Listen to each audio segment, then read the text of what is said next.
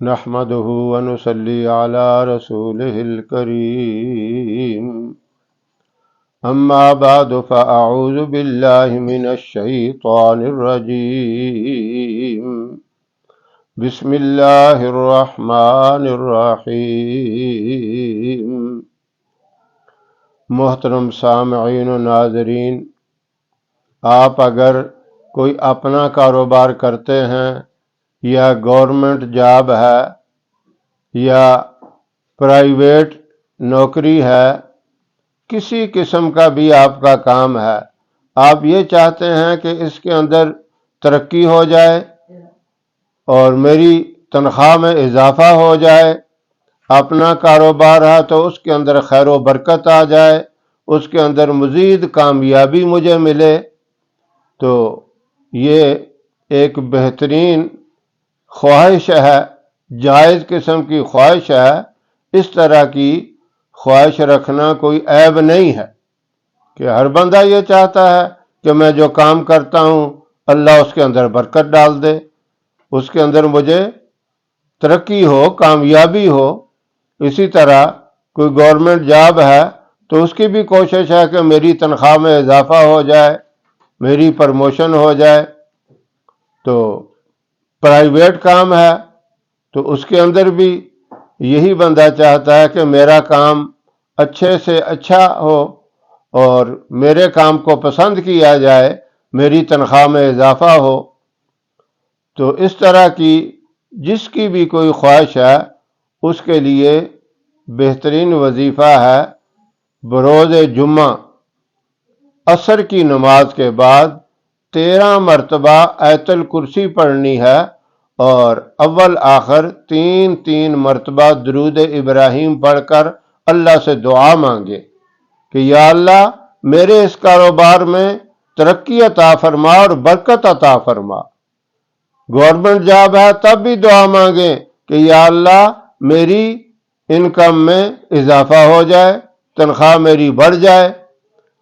اپنا کوئی ذاتی کاروبار ہے یا پرائیویٹ ہے، جس طرح کا بھی کام ہے تو یہ دعا کریں جمعے کے دن 13 مرتبہ عصر کی نماز کے بعد آیت الکرسی پڑھ کے اول آخر 3 مرتبہ درود ابراہیم پڑھ کر اللہ سے مانگے۔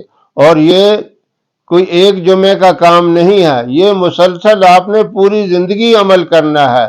8 دن کے بعد تو ہے، ہر جمعے میں آپ گھر میں موجود ہوں تب بھی یہ عمل کر سکتے ہیں، اس دن کہیں سفر میں ہوں تب بھی یہ کر سکتے ہیں، مسجد میں بیٹھے ہیں وہاں کریں، گھر میں ہیں یہاں گھر پہ کریں، اپنی دکان میں ہیں، کاروبار والی جگہ پہ ہیں، دفتر میں ہیں، کسی جگہ پہ بھی ہیں، آپ وہاں عصر کے بعد یعنی عصر اور مغرب کے درمیانی ٹائم میں کرنا ہے۔